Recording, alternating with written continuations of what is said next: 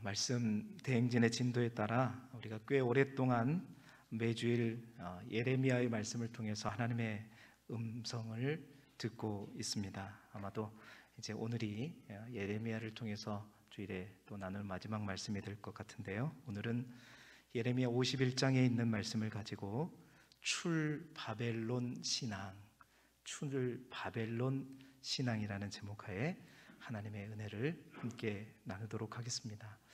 우리가 출애굽이라는 말은 많이 들어봤지만 아마 또 말씀 대행지를 쭉 같이 하신 분들은 익숙하시겠지만 그렇지 않는 분들은 출바벨론이라는 말에 대해서 잠깐 생소하게 들릴 줄 모르겠습니다. 먼저 출바벨론이 뭔가 출애굽과 비교해서 잠깐 설명을 드려보자면요, 여러분 구약 속에 등장하는 이스라엘의 역사 가운데 이스라엘 백성들이 잊을 수 없는 두 번의 큰 해방의 사건, 해방의 기억이 있습니다.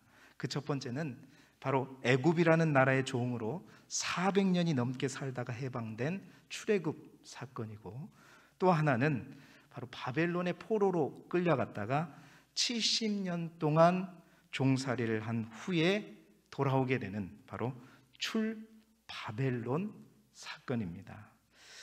이 두 사건 모두가 다 해방이라는 의미에서는 동일한 모습을 가지고 있지요. 그런데 무엇을 위한 해방이냐라는 취지에서 보게 되면 그 의미는 굉장히 두 사건이 다르다라고 볼 수 있습니다. 자, 먼저 출애굽이라고 하는 사건은 하나님으로부터 멀리 떠난 인류를 하나님께서 구원하기 위해서 이제 어떤 나라, 도구로 쓸 나라가 필요했죠. 제사장의 나라, 또 하나님의 백성된 한 나라를 선택하시기 위해서 이스라엘이라고 하는 한 민족을 택하셔서 또 그들을 하나님의 소유로, 하나님의 백성으로 구원하시기 위해서 애굽으로도 빼낸 사건이 뭐냐면 출애굽 사건입니다. 이에 반해서 출바벨론이라는 것은 뭐냐면, 그렇게 하나님으로부터 택함 받은 이스라엘 백성들이 그 하나님의 뜻을 감당하기 위해서 반드시 하나님의 말씀에 순종하고 또 하나님만 의지하면서 살아가야 되는데, 그들이 하나님의 말씀도 어기고 하나님이 아닌 많은 우상들을 숭배함으로 말미암아 그들에게 내려진 하나님의 징계로 인해서 70년 동안 바벨론의 포로로 끌려가게 된 것이죠. 그래서 그 70년 동안 깨닫고 뉘우치는 과정을 통해서 다시 그 하나님의 뜻을 받들 수 있는 하나님의 백성도로 훈련되어지는 과정, 그 과정 속에서 생긴 사건이 바로 출바벨론이라는 것입니다. 둘 다 애굽이라는 나라에, 바벨론이라는 나라에 종으로, 노예로 잡혀 있었지만 같은 종이지만 그들의 정체성은 다르다라는 거예요. 자, 이것을 신학적인 의미로 두 사건을 해석해 보자면 그렇습니다. 출애굽은 하나님의 자녀로 택함을 받는 우리 믿음의 여정 가운데 구원의 과정이라고 한다면, 출바벨론이라는 것은 택함 받은 하나님의 백성이 하나님의 뜻에 합당한 모습으로 성장해 가기 위한 과정으로서의 성화의 과정이라고 볼 수 있는 것입니다. 따라서 출애굽의 믿음은요, 오늘날로 치자면 우리가 하나님 앞에 구원받는 믿음을 필요로 하는 것이고, 출바벨론이라는 것은 바로 구원받는 하나님의 백성이 이제 구원이 아니라 우리의 삶 속에서, 생활 속에서 고백되어지는 믿음, 그러한 믿음을 요구하는 사건이 바로 출바벨론 사건이라고 볼 수 있습니다. 이러한 영적인 해석을 바탕으로 우리는 다시 한번 바벨론에서의 70년의 기간을 우리가 곰곰이 묵상해 보게 되면 우리에게 특별한 의미로 적용해 볼 수 있음을 알게 됩니다. 어쩌면 지금 우리 모두는 이 땅을 바벨론 포로 생활처럼 살아가고 있는 줄 모른다는 것이죠. 왜냐? 우리 모두가 예수 그리스도를 구주로 믿고 하나님의 백성된 우리가 결국은 우리가 돌아가야 할 땅이 어디죠? 하나님의 나라예요. 새 예루살렘입니다. 새 하늘과 새 땅입니다. 그러나 바벨론이라고 하는 그 땅에서 이스라엘 백성들이 70년 동안 종되면서 그 돌아가야 할 땅을 기대하고 고대하면서 그들이 변화되어지고 깎여지고 뭔가 더욱더 거룩해지는 그 바벨론의 70년은 바로 우리가 영원한 하나님의 나라에 가기 전까지 이 땅에서 보내는 세월과 같은 영적인 의미를 갖게 된다는 거예요. 참으로 우연스럽게도 모세가 지은 시편 90편에 보게 되면 우리의 연수가 70이요 강건하면 얼마라 그랬죠? 80이라고 그랬는데 말했던 72호 80이 딱 보니까 우연찮게도 바벨론 70년의 기간과 맞아 떨어지는 것을 보게 되면, 그리고 또한 이 바벨론의 영적인 의미는 요한계시록에 가게 되면 어떤 의미냐면 우리를 무너뜨리려고 하는 사단의 권세와 어둠의 세력들을 바벨론에 비유하고 있단 말입니다. 그러한 여러 가지 의미로 볼 때 우리가 살고 있는 이 땅이 이제 하나님의 나라에 가기 위해서 훈련되고 다듬어지는 그러한 영적인 바벨론에 우리가 살고 있다라고 보여지게 되는 것이죠. 그런 영적인 의미를 가지고 오늘 본문을 보게 되면 오늘 본문이 바로 이스라엘 백성들을 향해 주시는 말씀이 아니라 오늘을 살아가는 우리에게도 전져주는 분명한 메시지가 있다는 거예요. 오늘 우리가 읽은 본문의 말씀은 이제 하나님께서 그 바벨론, 이스라엘 백성들을 포로로 끌고 간 그 바벨론을 내가 멸망시킬 때가 있다. 그때가 분명히 오게 될 것이다. 그때가 오게 될 텐데 그때를 대비해서 너희들이 이러한 마음으로 살아야 된다. 이렇게 그 멸망을 준비해야 된다라고 말씀하고 있는 본문이 오늘 본문의 말씀입니다. 진정한 출 바벨론을 위해서 너희가 어떤 마음으로 어떤 신앙으로 살아야 될 것인가? 여러분, 그들이 가져야 할 출 바벨론의 신앙은 오늘 이제 이 땅에서 우리가 한평생 살아가면서 마지막 때에 우리 주님께서 다시 오실 그 날을 기다리면서 이 땅에서 우리가 출 바벨론, 결국 우리도 이 땅에서 출 바벨론 해야죠. 하나님의 나라로 가야 될 텐데 그러한 우리 또한 마지막 때에 가져가야 할 믿음이, 신앙이 바로 출 바벨론의 신앙이라는 거죠. 그래서 오늘 하나님께서 예레미야를 통해서 그 유다 백성들에게 하시는 신앙, 믿음이 무엇인가를 우리가 함께 나누면서 오늘 우리에게 주시는 하나님의 음성으로 듣는 복된 이 아침이 되기를 주님의 이름으로 축원합니다. 첫 번째, 하나님은 예레미야를 통해서 그 포로에 끌려간 유다 백성들 향해 첫 번째 뭐라고 말씀하시느냐? 너희의 마음을 강하게 하라 말씀하십니다. 마음을 강하게 해야 한다는 거예요. 우리 46절의 말씀을 화면을 보시면서 함께 읽어보겠습니다. 시작. 너희 마음을 나약하게 말며 이 땅에서 들리는 소문으로 말미암아 두려워하지 말라. 소문은 이 해에도 있겠고 저 해에도 있으리라. 그 땅에는 강포함이 있어 다스리는 자가 다스리는 자를 서로 치리라. 아멘. 오늘 성경은 마음을 나약하게 하지 말라는 거예요. 그러니까 마음을 나약하게 하지 말라는 것은 마음을 단단하게 하라는 겁니다. 할렐루야. 여러분, 마지막 때 우리가 가져야 될 마음이 나약한 마음이 아니라 단단한 마음이에요. 강한 마음을 가져라는 거예요. 그 마음을 강하게 하는데 그러기 위해서 마지막 때에 꼭 필요한 것이 이어서 설명하고 있어요. 뭐냐? 이 땅에서 들리는 소문으로 말미암아 두려워하지 말라는 겁니다. 그 마지막 때가 되면 또 멸망의 시기가 가까워지면 이 땅에서 수많은 소문들이 들릴 것이라는 거예요. 여러분, 그 소문이 무엇입니까? 소문이라는 거 우리가 영어로 하면 루머라고 얘기하잖아요. 소문이라는 것은 사람들의 입에 오르내리면서 그러다가 우리에게 들려지는 소리입니다. 그게 우리는 소문이라고 얘기하죠. 근데 그 소문들, 다시 말해서 그 소문이라는 것은 사실이 검증되지 않는 여러 가지 말들을 가리켜서 우리는 루머라고 얘기하고 소문이라고 얘기합니다. 그렇습니다. 멸망의 때가 가까울수록, 마지막 때가 가까울수록 수많은 소문들이 무성해질 거라는 얘기죠. 여러분, 지금도 얼마나 많은 이야기들이 우리의 마음을 어지럽히고 있는지 우리가 보면 알 수 있어요. 정말 시대가 악하고 마지막 때가 가까웠다는 것은 돌아가는 상황들을 보게 되면 우리가 알 수가 있어요. 얼마나 거짓이 정말로 이 땅에 흉흉한지를 우리가 보게 되잖아요. 그래서 요즘에 생긴 새로운 단어가 있잖아요. 여러분, 팩트 체크라는 말 아시죠? 어르신들에게 죄송하지만 팩트라는 것은 사실이라는 거예요. 실제라는 거고, 체크라는 것은 점검한다는 거예요. 팩트 체크라는 말을 우리가 너무나도 많이 씁니다. 그 말은 각양각색의 소문을 가지고 특히 뉴스나 언론 매체들이 검증되지 않는, 실제로 검증되지 않는, 원래 언론이라고 하는 것은요, 분명하게 사실을 근거로 전해줘야 되는 거잖아요. 그렇죠? 허구를 전해주면 안 되고 소문을 전해주는 게 아닌데, 지금은 모든 언론들이 너무나도 많은 소문들을 퍼다 나르다 보니까 이 뉴스도 언론의 보도 또한 믿을 수가 없는 거예요. 어떤 뉴스에 보니까 그 보도가 진실인지 팩트를 체크하는 뉴스 코너가 있더라고요. 그런 시대입니다. 그런 시대만큼 정말 우리가 듣지 말고 또 흘려보내고 집중하지 말아야 될 정보들이 너무나도 많은 시대에 우리는 살고 있다는 거죠. 이게 바로 마지막 때가 가까웠다는 증거입니다.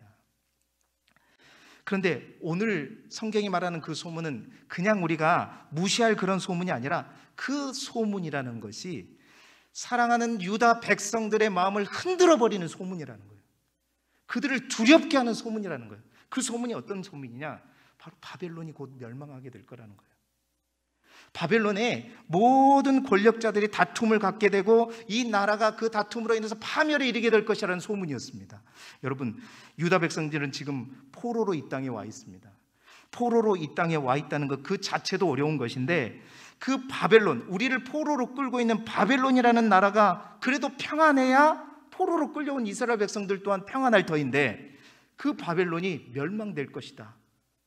여러분, 이스라엘 백성은 예루살렘이 멸망되면서 얼마나 그 전쟁이라는 것이 얼마나 비참하고 우리를 힘들게 하는지를 보고 온 사람들이거든요. 우리가 있는 이 바벨론 땅이 평안해야 우리도 평안할 텐데, 이 바벨론이 멸망된다는 것은 실로 충격이 아닐 수 없어요. 자기 땅이 아닌 곳에서 또 멸망한다? 그럼 우리는 과연 어디로 가야 되는가? 오늘로 말하면 심각한 고민과 두려움에 빠지게 되는 거예요. 근데 하나님은 말씀하십니다. 그러한 소리 지금도 있고 앞으로도 있고 계속해서 너희에게 들리게 될 것이다. 그런데 그러한 소리에 흔들리지 말라는 거예요. 그러한 소리를 붙잡지 말라는 거예요. 그러한 소리를 듣는 것이 아니라 하나님의 말씀을 들어라. 그래서 하나님은 이어지는 47절부터 49절까지 그 소문에 대한 정확한 사실들을 하나님께서 말씀해 주시면서 두려워 떨고 있는 그들에게 그것이 아니다라는 것을 말씀해 주고 있는 것입니다. 여러분, 정말 우리 또한 그렇습니다. 마지막 때를 준비하는 출 바벨론의 신앙의 첫 번째는 뭐냐? 우리를 흔드는 어떠한 말에도 우리가 두려워하지 않는 것이다. 우리는 가끔씩 이 시대의 어떤 종말을 예언하는 그런 말뿐만 아니라 이 마지막 때 우리가 믿음을 지키게 살아가다 보면 우리를 흔드는 수많은 우리를 위협하는 소리들을 많이 듣게 됩니다. 예를 들자면 우리의 신변을 위협하고 우리를 심한 좌절과 공포로 몰아가는 수많은 소리들, 나의 건강의 문제로 인해서 들리는 소리들, 우리의 가정의 문제로 인해서 들리는 소리들, 우리의 사업의 문제로, 또한 우리의 자녀의 문제로, 경제적인 문제로 우리에게 들리는, 우리를 위협하고 우리를 덜덜 떨게 만드는 수많은 소리들이 우리에게 들려주고 있어요. 그런데 비록 그러한 소리들이 옳은 소리일지라도 그 말이 우리를 지배하고 다스리기 전에 하나님은 오늘 우리에게 말씀하시는 거예요. 그 말을 붙잡지 말고 그 말들의 그 소리들에 휘둘리지 말고 나의 말, 하나님의 말씀을 붙잡아라 말씀하시는 거예요. 마지막 때 우리가 가장 붙들어야 될 것이 뭐냐? 하나님의 말씀이라는 겁니다. 세상의 그 흉악한 그 많은 소리들을 먼저 듣고 그 말씀을 듣고 우리 자신을 바라보게 되면 우리는 두려워할 수밖에 없어요. 세상에 많은 우리를 위협하는 소리를 듣고 하나님의 말씀을 보면 그 하나님의 말씀이 살아계신 하나님의 말씀으로 들리질 않아요. 그래서 우리는 어떻게 해야 되느냐? 마지막 때 출 바벨론의 신앙을 가진 자들은 먼저 하나님의 말씀을 붙들어라. 그 하나님의 말씀을 붙잡고 그 하나님의 말씀으로 세계를 바라보고 그 하나님의 말씀으로 나의 처한 상황을 바라보고 그래서 그 말씀이 나의 삶과 우리의 가정과 우리 인생의 문제를 다스려가게 하란 말이죠.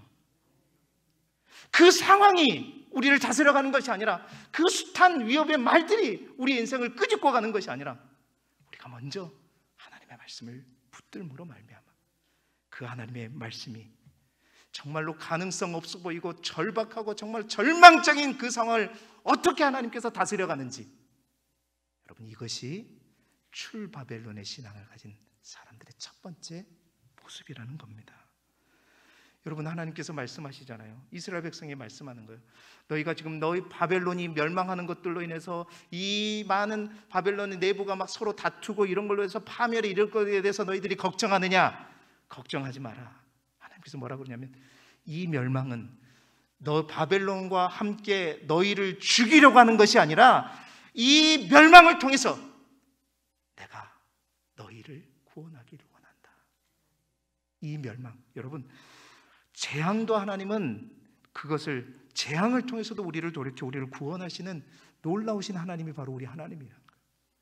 이 재앙이 너희가 무서워할 게 아니라 오히려 이 재앙은 너희를 구원하고 너희를 다시 이스라엘 땅으로 돌이키기 위한 나의 일이다. 이건 두려워할 게 아니라 기뻐할 일이고 어서 그 재앙 가운데 나와야 되는 것이다 말씀하는 거예요. 여러분 우리가 하나님의 뜻을 어떻게 헤아릴 수 있습니까? 인간의 생각으로 어떻게 하나님의 뜻을 쫓아갈 수 있습니까? 그래서 우리는 하나님의 말씀을 믿음으로 먼저 붙잡아야 되는 거예요.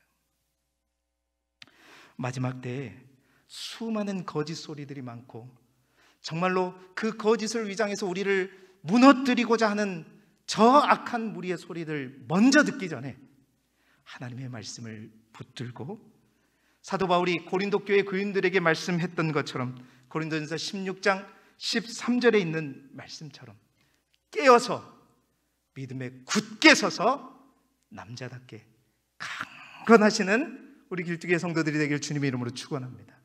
뿐만 아니라 디모데후서 1장 7절에 분명히 말씀하셨어요. 하나님께서 우리에게 주신 것은 두려운 마음이 아니다는 거예요.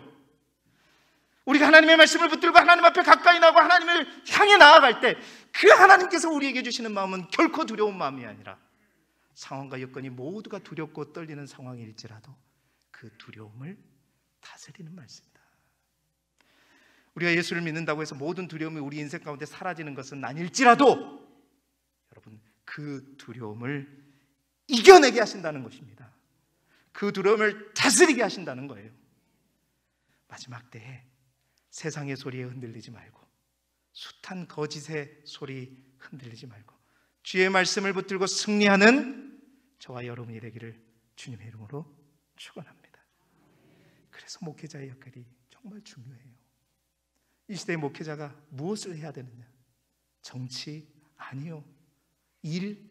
그것보다도 먼저 목회자, 오늘 장로님도 기도하셨지만 정말 하나님의 말씀을 붙들고 씨름하면서 이 시대에 주시는 하나님의 음성을 제대로 전달하는 것, 이것이 저의 사명이고 여러분들이 그 사명을 받들어서 선포되어진 말씀을 날마다 먹고 하나님의 뜻을 쫓아가야 되는 거예요.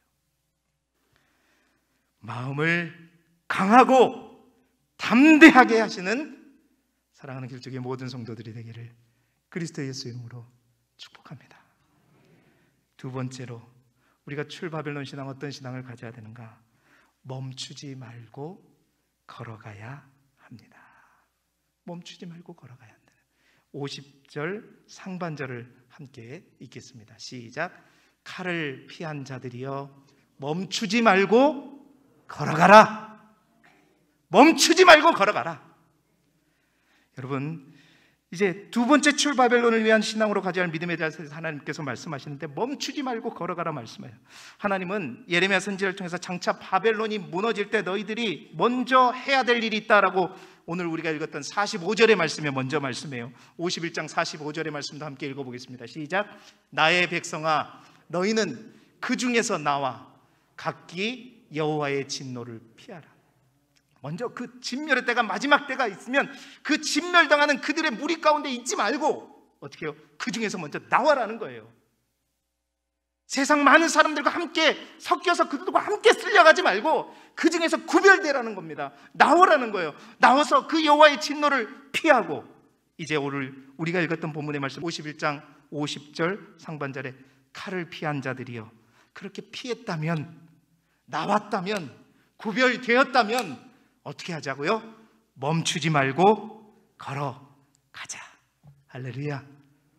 멈추지 말고 걸어가자. 이 말은 계속 걸어가라는 거예요. 쉬지 말고 걸어가라는 거예요. 뒤를 돌아보지 말라는 것입니다. 여러분, 우리가 신앙생활, 믿음의 생활을 할 때 멈춘다는 거, 참으로 아버지 하나님, 그 멈춘다는 거에 쉼이 있고 충전이 있을 수 있습니다. 그러나 그 멈춤이 어디에서 멈추느냐가 중요하고, 자칫 잘못된 멈춤과 쉼은 우리에게 심각한 영향과 또한 어려움을 줄 수 있다는 거, 하나님의 말씀을 우리에게 경고하고 있는 거예요.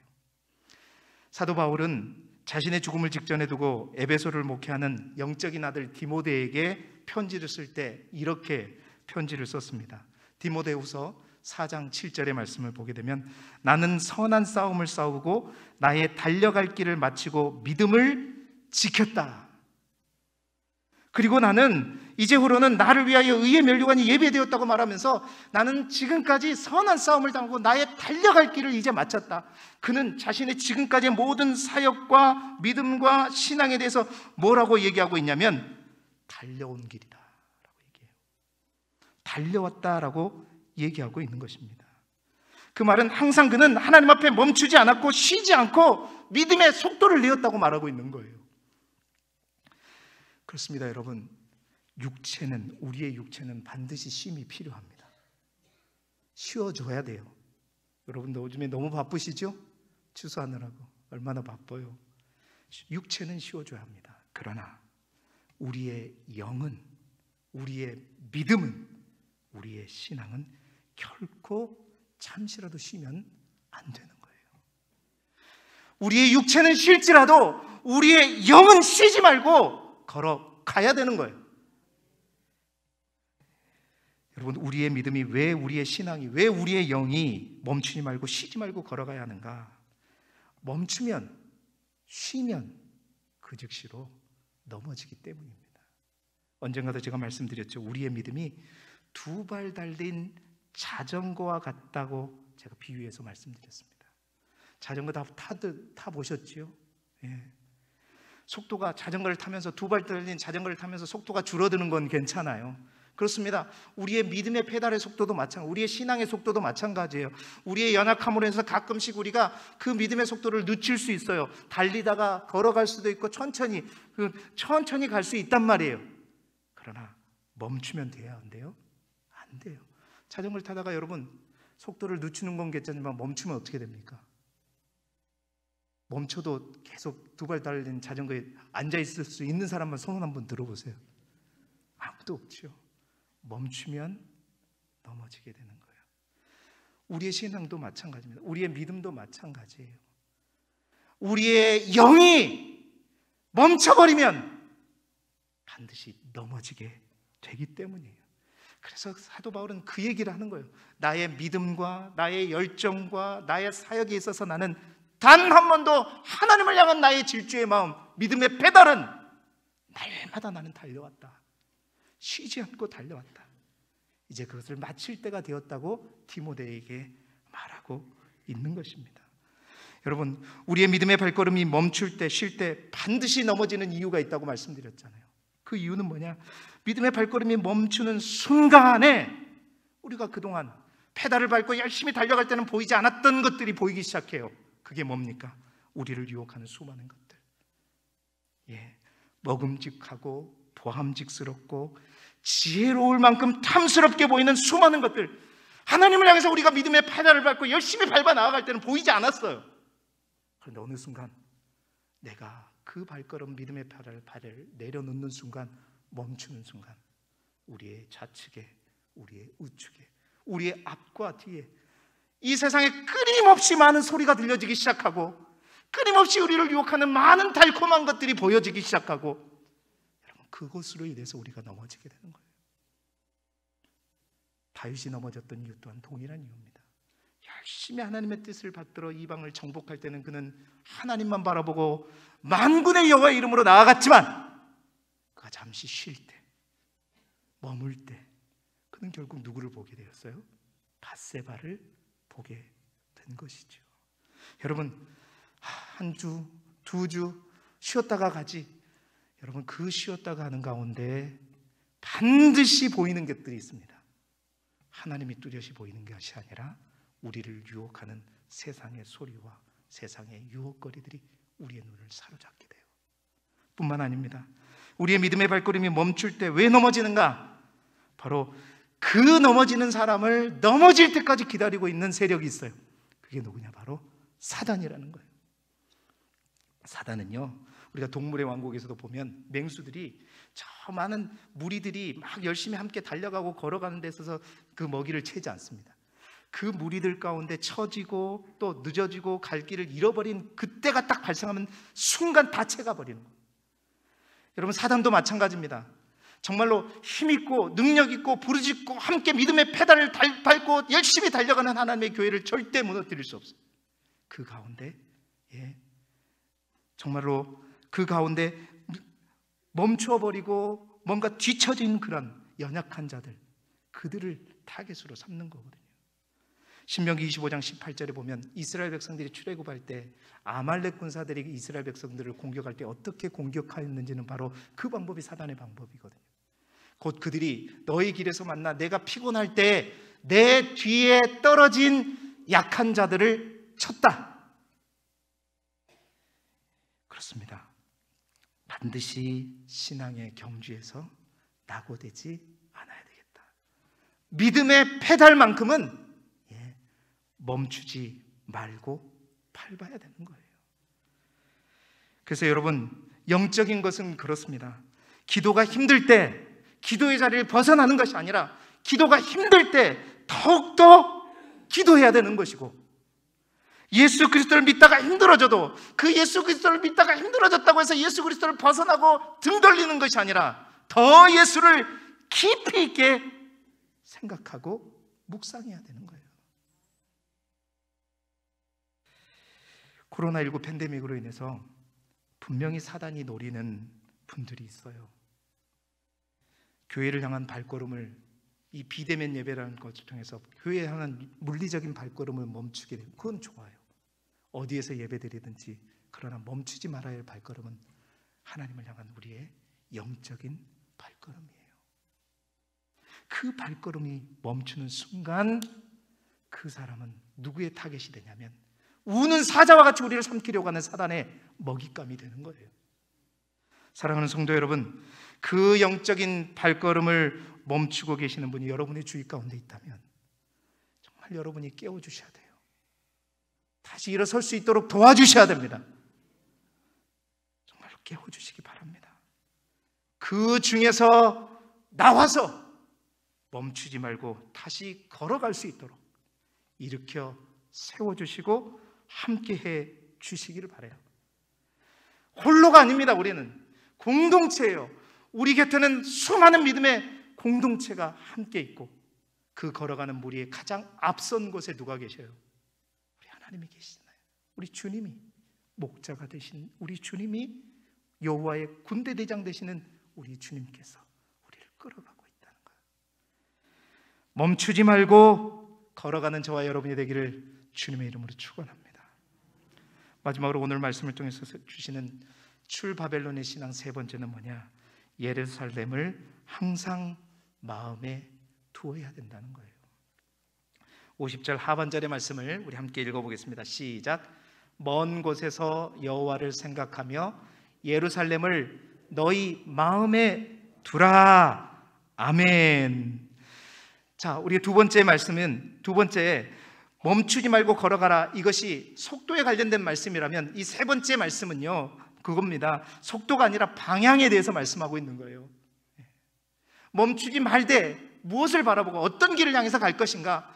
비록 우리가 되돌아가야 할 저 예루살렘이 저 멀리, 실제로 한 1600km 떨어져 있거든요. 저 먼 곳에 보이는 것 같지만 그 발걸음을 멈추지 않되 그 길을 향해, 그곳을 향해, 먼 곳이지만 그곳을 향해 항상 그곳에 함께 계시는, 그곳에 우리를 기다리고 계시는 여호와를 생각하면서 예루살렘을 너희 마음속에 두고 걸어가라는 거예요.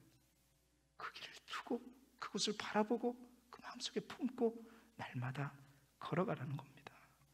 여러분, 바벨론에서 종으로 70년을 살았지만 한평생이잖아요. 70년이면 한평생 동안 살았던 그 삶의 터전을 떠나는 것이 그렇게 쉽지만은 않았을 것입니다. 그냥 가자 그러면 가볍게 그냥 다 떨구고 갈 수 있는 게 아니에요. 여러분, 저도 지금 이제 이 포도에 와가지고 2년밖에 안 살았는데 우리 아이들은 가자 그러면 아무도 안 간대요. 포도가 제일 좋대요.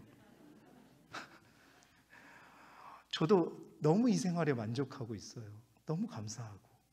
보세요, 2년을 살아도 그러는데 70년을 살았어요. 근데요, 그 바벨론이라는 곳은 가나안 땅하고는 전혀 다른 곳입니다. 말씀드렸죠. 가나안 땅은요, 하나님께서 축복해 주시지 않으면 살아갈 수 없는 땅이 가나안 땅인데, 이 바벨론, 유브라테 강과 티그리스 강을 끼고 있는 그 바벨론 지역이라는 것은 물이 있었기 때문에 얼마나 풍족한 도시였는지 몰라요. 지금으로 치면 저 서울, 아니 뉴욕과 같은 도시가 바벨론이었어요. 그 바벨론 처음에는 힘들었지만 포로로서 거기에서 노역을 하면서 일을 했지만 서서히 자리를 잡아가고 뭔가 살아갈 수 있고 많은 문명의 혜택을 누리다가 가자 했을 때 오케이 가겠습니다. 쉽지 않은 결정이에요. 믿음이 있어서 정말 살던 집도 내려놓고 여러 가지 물품들도 다 버릴 수 있지만 정말 우리 안에 버려지지 않게 쉽게 버려지지 않는 것이 뭐냐? 미련이라는 거.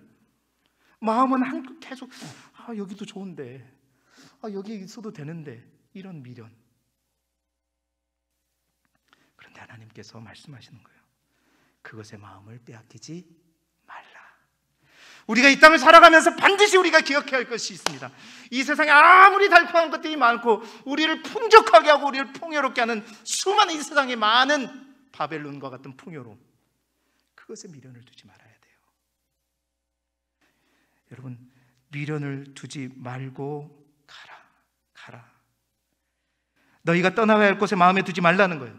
돌아가야 할 곳, 그 도착해야 할 그곳을 마음에 두고 가라는 것입니다. 여러분, 진정한 출 바벨론의 신앙은, 우리의 신앙의 여정이라고 하는 것은 우리가 떠나야 할 곳이 아니라 우리가 도착해야 할 곳, 그곳에 항상 우리의 마음을 품고 마음을 두고 바라보며 걸어가는 거예요.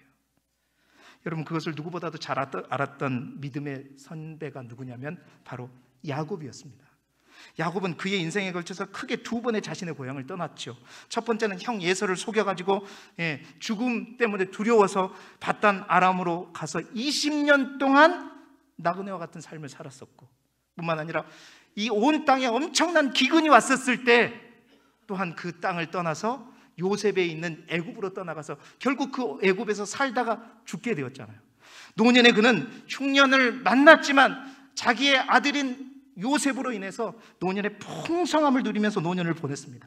그런데 그는 분명히 알았죠. 두 번의 나그네 삶을 통해서 진정으로 내가 가야 할 곳이 어딘가를 그는 알고 있었습니다. 그래서 자신이 이 애굽이 아무리 풍족하고 풍요롭다 할지라도 내가 머무려야 할 땅이 애굽이 아니다. 그래서 그는 그의 아들들에게, 요셉에게 유언을 했잖아요. 내가 너희들이 이 애굽 땅에서 나아가게 될 때 어떡하라? 나의 뼈를 가지고 가라.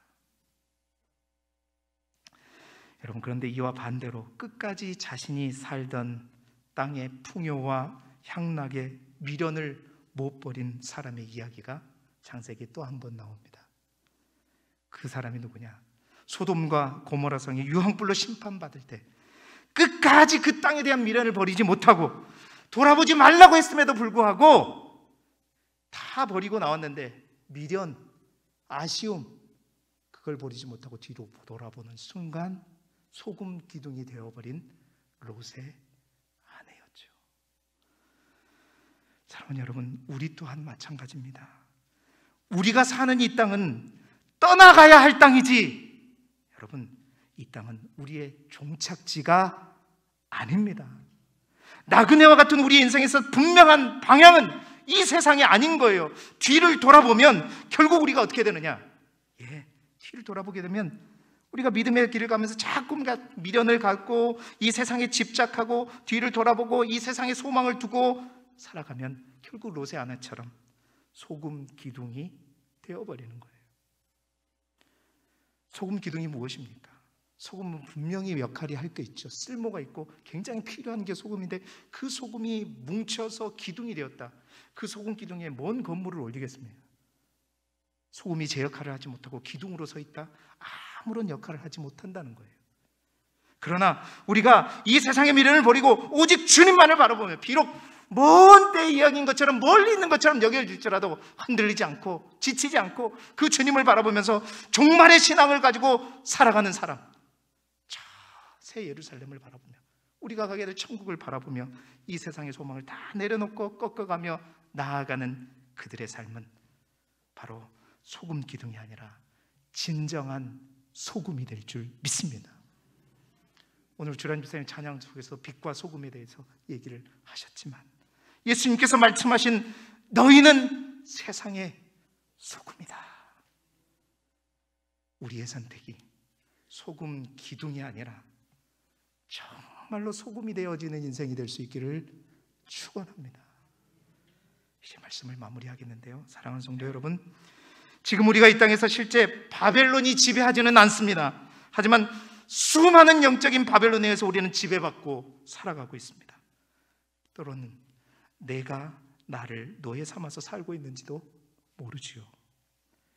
70이요 강건하면 80인 오늘 우리의 인생 가운데 우리는 무엇에 소망을 두고 어디를 향해 쉼없이 걸어가고 있는지 우리의 발걸음을 점검하는 이 주일 아침이 되기를 소망합니다.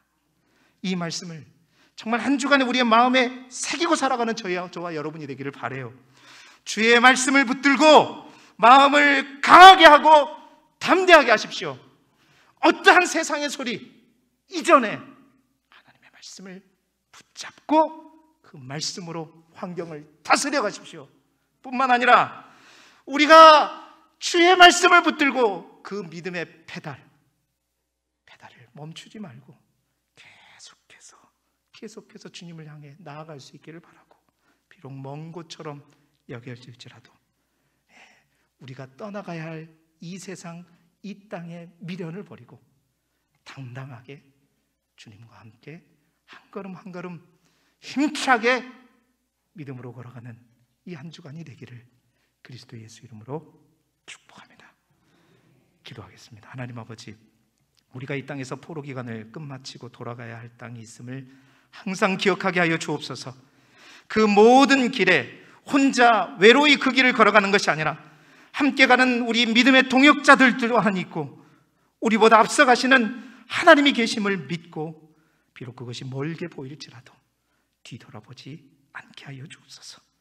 앞서가신 하나님, 우리의 목자 되신 하나님의 음성을 따라 오늘도 믿음의 발걸음을 쉬지 않게 하여 주옵소서. 애굽의 믿음으로 우리를 자녀 삼아 주셨으니 이제 바벨론의 신앙과 믿음으로 정말로 삶으로 믿음을 증거하고 보여주는 주님과 함께 한 걸음 한 걸음 걸어 나아가는 사랑하는 우리 길쭉의 모든 식구들의 발걸음이 되게 하여 주옵소서. 예수 그리스도의 이름으로 기도드리옵나이다. 아멘.